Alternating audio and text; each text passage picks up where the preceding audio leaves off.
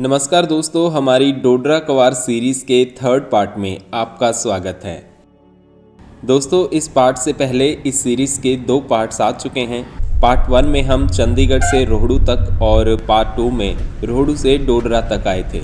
अगर आपने वो 2 पार्ट्स अभी तक नहीं देखे हैं तो उन्हें भी ज़रूर देख लें। लिंक्स आपको डिस्क्रिप्शन में मिल जाएंगे। डोडरा गांव का तो इस थर्ड पार्ट में हम आपको डोडरा गांव के बारे में बताएंगे। फिर बाद में एचआरटीसी बस से डोडरा से कवार के लिए निकलेंगे। डोडरा से कवार की दूरी 22 किलोमीटर्स है और इस 22 किलोमीटर्स में एचआरटीसी बस को करीब 1.5 से 2 घंटे लग जाते हैं। लेकिन कैसे ये मेरी 2 घंटे की जर्नी 18 घंटों में बदल गई, वो भी आपको दिखाएंगे। तो चलिए शुरू करते हैं डोडरा कवार सीरीज़ का थर्ड पार्ट। मैं डोडरा गांव में नेगी भोजनालय में रुका हुआ हूं और यहां सुबह मेरी आंख तो 7 बजे खुल गई, मगर बिस्तर से निकलने का मन ही नहीं हो रहा था। करीब 8 बजे मैं रूम से बाहर निकला और बाहर देखा तो सूरज काफ़ी ऊपर तक आ गया था। सामने कवार में धूप देरी से आती है और शाम को देर तक रहती है, जबकि यहाँ डोडरा में सुबह धूप भी जल्दी आ जाती है और शाम को चली भी जल्दी जाती है। मौसम की बात करें तो यहाँ गर्मियों में भी हल्की ठंडक रहती है। दिन की धूप में तो ठीक, मगर सुबह शाम के वक्त तो ठंड है ही।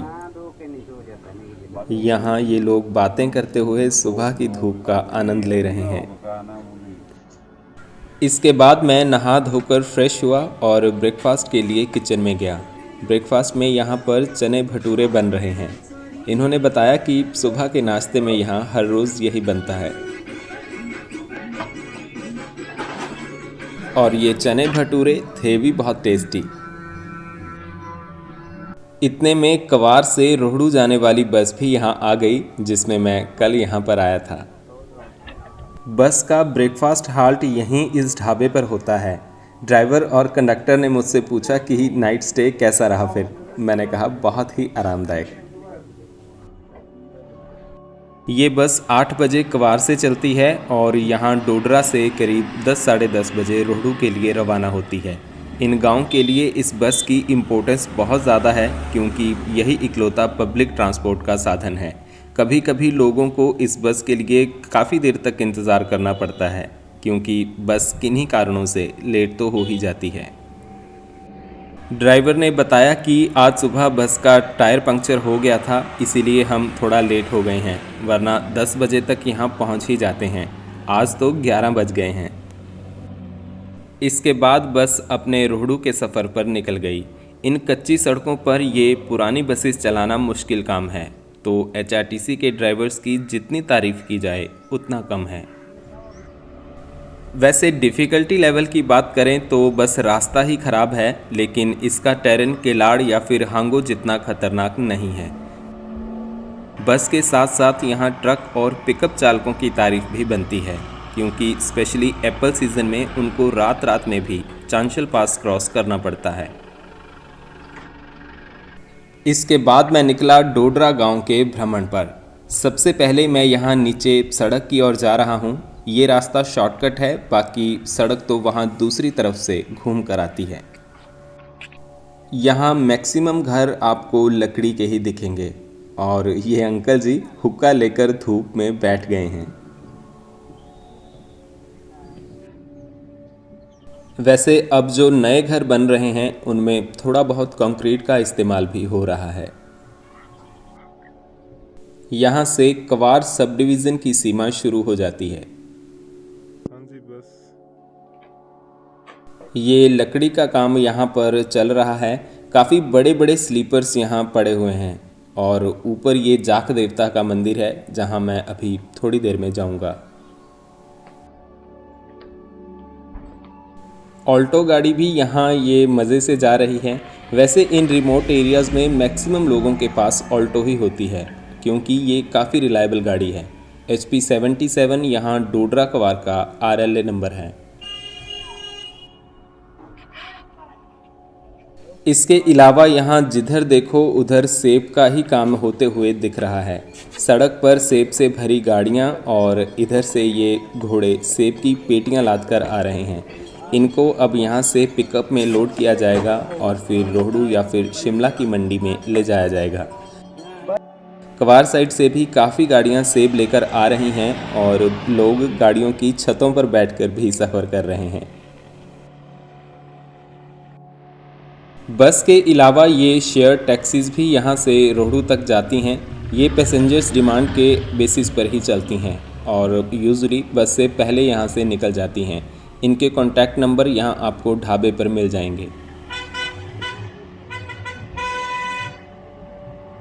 नमस्ते जी। नमस्ते। घास लेके आ रहे हैं जी? हाँ जी, घास लेके। आपने कहाँ जाना है? मैं तो घूमने आया हूँ जी। घूमने? हाँ जी। गाड़ी कहाँ है? बस में आया था जी कल। कल। हाँ जी। अच्छा। इधर रुका था, आज उधर जाऊंगा, कवार जाऊंगा। हाँ जी। तब गाड़ी में जाए, वैसा ही जाएगा पैदल? हाँ जी। पैदल जाएगा? नहीं नहीं, अभी गाड़ी में जाऊंगा। अभी तो बस ऐसे ही सैर करने आया हूँ इधर तक। अच्छा, बस चलेगा है कि नहीं? फिर मैं सड़क पर थोड़ा और आगे तक गया। यहाँ से नीचे रूपिन नदी क्लियरली दिखाई दे रही है और व्यूज़ के तो क्या ही कहने।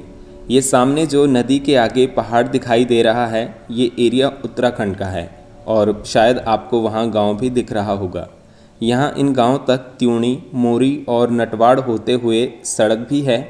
अगर इस डोडरा कवार एरिया को सड़क से उन गांव तक जोड़ दिया जाए तो ये गांव सारा साल बाकी दुनिया के साथ जुड़े रह सकते हैं। यहाँ मुझे बताया कि अब भी जब सर्दियों में चांशल पास बंद हो जाता है तब लोग पैदल इसी रास्ते से होते हुए उन गांव तक पहुँचते हैं, फिर आगे सड़क से त्यूणी होते हुए रोहड़ू तक जाते हैं। ये 5-10 किलोमीटर्स का ही स्ट्रेच है और अभी यहाँ पर सड़क बनाने की योजना चल रही है।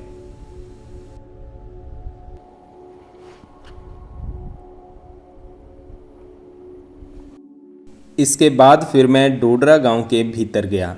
शुरुआत से ही आपको लकड़ी के घर देखने को मिलेंगे, जो कि आजकल शायद ऐसे दूर दराज के गांव में ही देखने को मिलते हैं।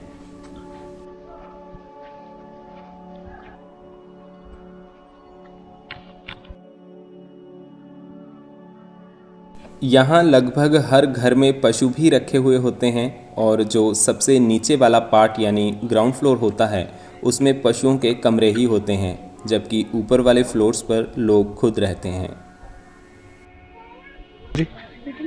हाँ, ये सूखी घास लटकाई हुई है जो कि इस मौसम में लगातार सुखाकर स्टॉक कर ली जाती है ताकि सर्दियों में जब बर्फ़ पड़ जाती है तब पशुओं को चारे की कमी ना आए। इवन खुद के लिए लकड़ियाँ या फिर और ज़रूरत का सामान जमा करने का भी यही समय है। आप देख सकते हैं यहाँ लगभग सारा काम पत्थर और लकड़ी से ही हुआ है।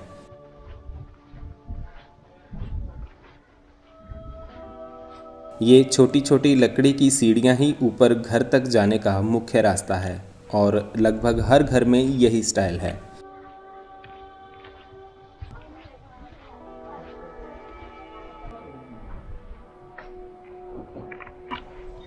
बालकनी भी यहाँ हर घर में देखने को मिल जाएगी।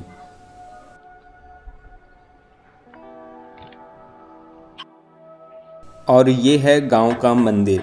ये जाख देवता का मंदिर है और जैसा कि आप देख सकते हैं कि मंदिर भी उसी पुरानी शैली में लकड़ी को तराश कर बनाया गया है। नीचे वाले पोर्शन में पत्थरों का थोड़ा बहुत इस्तेमाल हुआ है, मगर ऊपर का गुंबद सिर्फ लकड़ी का ही है। लकड़ी पर जो डिज़ाइंस बनाए गए हैं उनका तो कोई जवाब नहीं।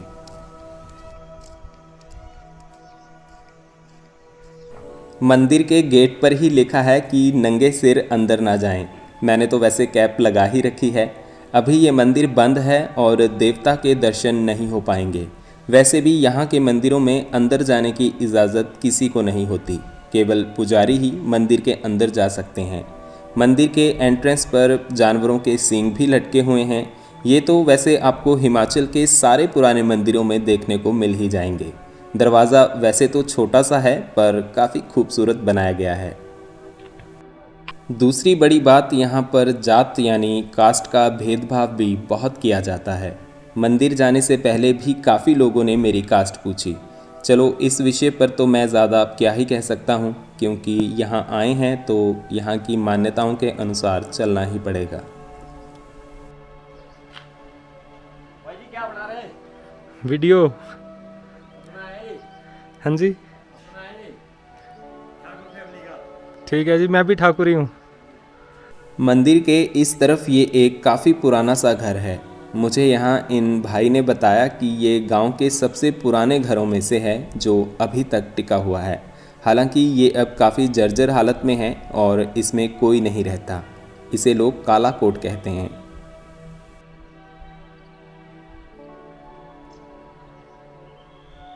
भाई ने मुझे ये भी बताया कि इस घर में जो फैमिली रहती थी अब उसके आगे 15 परिवार बन चुके हैं।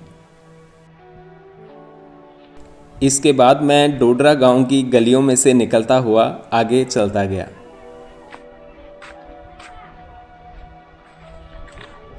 हेलो बच्चों, कैसे हो? ठीक है, क्या नाम है आपका? क्या? आल। कहाँ जा रहे हो? खेलने? ये नाक पे क्या हुआ, चोट लग गई, गिर गया? ठीक है। दूसरा मंदिर कहाँ पे है? यहाँ पे एक तो पीछे है, दूसरा अंदर है वो भी। चलो चलें घूमने, चलो मेरे साथ। नहीं, चलो बाय। ऐसे करो। अब मैं डोडरा गांव के दूसरे कोने पर आ गया हूँ। यहाँ आगे भी एक रास्ता जाता है और यहाँ एक बुज़ुर्ग अंकल आंटी उधर ही कहीं जा रहे थे। मैंने उनसे पूछा तो उन्होंने बताया कि आगे जाकर एक शक्तिनगर गांव है और ये रास्ता भी उसी तरफ जाता है। मैं भी उनके साथ बातें करते हुए इस तरफ चल पड़ा। हालांकि मुझे उनकी लोकल भाषा समझ नहीं आ रही थी, पर उनके थोड़े बहुत हिंदी शब्द बोलने पर मैं समझ पा रहा था। मैं तो घूमने आया हूँ जी इधर ना। चलो चलो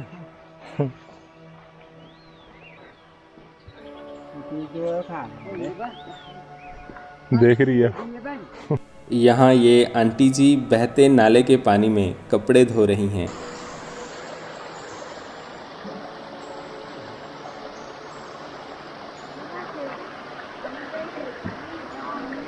अच्छा जी, ठीक है जी, ओके।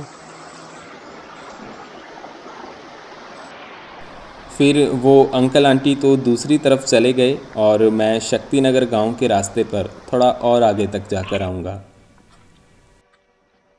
यहाँ अब ये चढ़ाई चढ़नी पड़ेगी। थोड़ा और ऊपर आने पर यहाँ से डोडरा गांव का सुंदर व्यू दिखता है। पहाड़ के स्टीप स्लोप में ये थोड़े जेंटल कॉन्टोर्स हैं और वहाँ पर ये गांव बसा हुआ है। पहाड़ों में कुत्ते तो काफ़ी बड़े और फ्लफ़ी से होते हैं, पर ये गाय और गधे आपको छोटे छोटे ही देखने को मिलेंगे। यहाँ ये गाय के बच्चे मज़े से घास चर रहे हैं। फिर थोड़ा और ऊपर आने पर एक खुला सा मैदान आता है जहाँ से और अच्छे व्यूज़ दिखते हैं। यहाँ बहुत सी गाय घास चर रही हैं और हल्की ठंडी हवा भी चल रही है।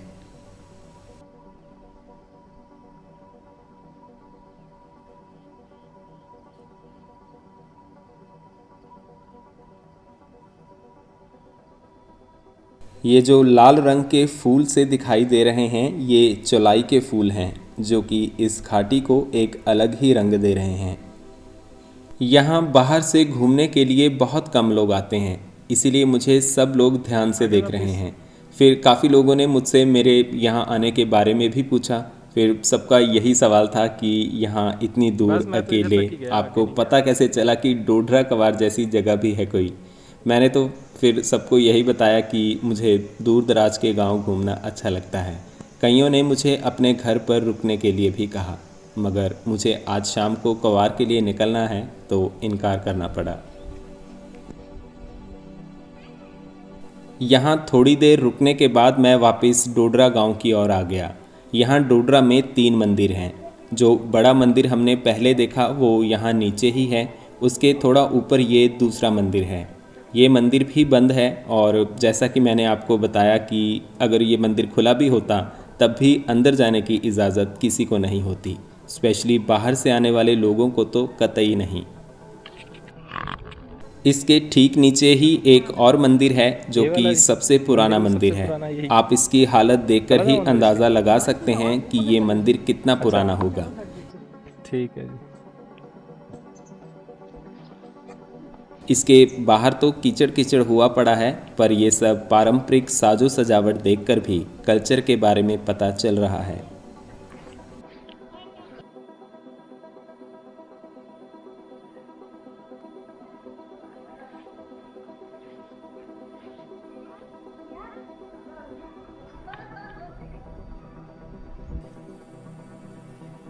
ये मंदिर ऑलमोस्ट गांव के बीचों बीच है और राइट साइड में आपको पूरा गांव दिख जाएगा।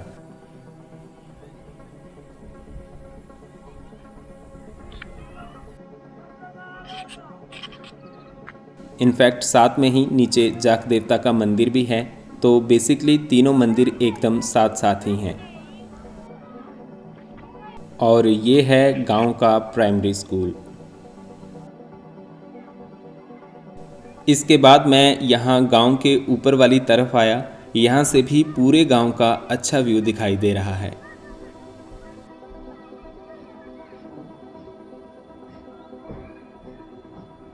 और ये इस गांव का हाई स्कूल है, जिसकी इमारत आप देख सकते हैं कि कितनी पुरानी है। बाहर कुछ डेस्क भी पड़े हुए हैं। यह घर एक्चुअली किसी का अपना घर था और सरकार ने अभी इसे किराए पर लिया हुआ है। हालांकि इसके ठीक ऊपर ये जो बड़ी सी बिल्डिंग दिखाई दे रही है, ये गांव का नया सीनियर सेकेंडरी स्कूल बन रहा है, जो कि थोड़े टाइम में बनकर तैयार हो जाएगा। यहाँ मुझे एक बुज़ुर्ग अंकल मिले, जिन्होंने मुझे बाकी सबकी तरह कौन, कहाँ से और अकेले आए हो जैसे सवाल पूछे। नमस्कार जी, घूमने आया हूँ जी इधर। अच्छा ठीक है, कहाँ से है? मैं ऊना से हूँ जी। ऊना से? चलो, हाँ जी, हाँ। हिमाचल से, ठीक। हाँ जी, हिमाचल ऊना से। किस जगह से? ऊना, खास ऊना से जी। ऊना से। हाँ जी। तो ऐसे ही घूमने आए? हाँ जी। क्या सर्विस में करते हैं? नहीं नहीं, वैसे ही घूमने आया हूँ। ठीक है, कैसे लगा ये? बहुत अच्छा है जी। लास्ट पार्ट ऑफ हिमाचल का? हाँ जी, हाँ। अंकल जी ने बताया कि उनकी उम्र 80 साल है और लगभग पूरी ज़िंदगी ही उन्होंने इस छोटी और खूबसूरत सी दुनिया में बिताई है। वो कहते हैं यहाँ के लोग छोटी छोटी खुशियों में ही सुखी रहते हैं। हालांकि आजकल के नौजवान लड़के यहाँ बहुत कम रहते हैं। यहाँ गांव में ज़्यादातर आपको महिलाएं, बच्चे और हमारे जैसे बुज़ुर्ग ही मिलेंगे। बाकी जवान लड़के और अब काफ़ी लड़कियां भी बाहर पढ़ाई या फिर नौकरी के लिए चले जाते हैं और यहाँ कभी कभी ही आते हैं। अंकल जी की बातें सुनकर लगा कि अब नई पीढ़ी शायद यहाँ रहना ही नहीं चाहती। थोड़ी देर बातें करके अंकल जी अपने दोस्त के साथ आगे चले गए। ये डोडरा का फॉरेस्ट गेस्ट हाउस है और यहाँ भी रुकने का प्रबंध है। मैं भी इस रास्ते से होकर गेस्ट हाउस की ओर चल दिया। अब शाम हो गई है और यहीं नीचे गेस्ट हाउस है। गांव के एंट्रेंस पर लगे इस बोर्ड के अकॉर्डिंग यहाँ 1530 लोग रहते हैं। लोग अब अपना काम ख़त्म करके वापस घरों की ओर आ रहे हैं और ये गाय भी अपना दिन भर का घास चरकर अब वापस आ गई हैं।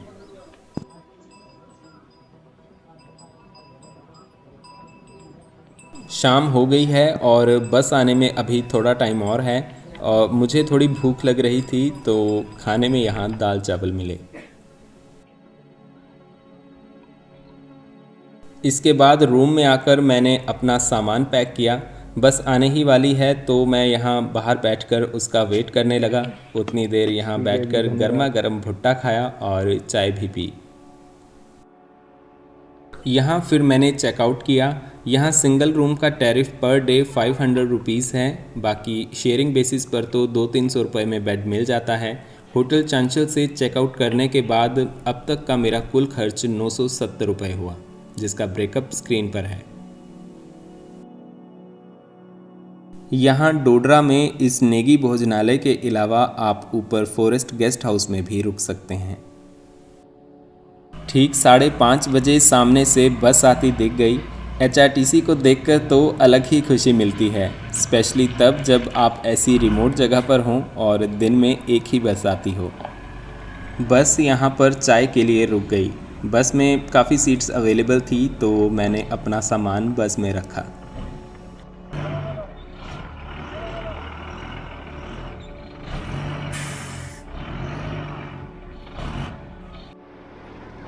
पाँच 10 मिनट्स में ही बस यहाँ से चल पड़ी और ड्राइवर साहब ने कहा कि वीडियोस बनाने हैं तो आगे वाली सीट पर ही आ जाओ, और इस तरह मैं डोडरा से कवार की जर्नी पर निकल पड़ा।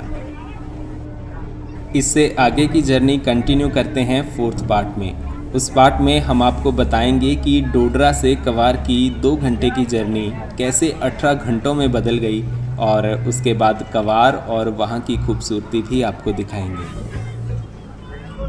उम्मीद है आपको ये पार्ट पसंद आया होगा, तो लाइक और शेयर करके हमें सपोर्ट करें। जल्दी ही मिलते हैं आपसे अगले पार्ट में। धन्यवाद।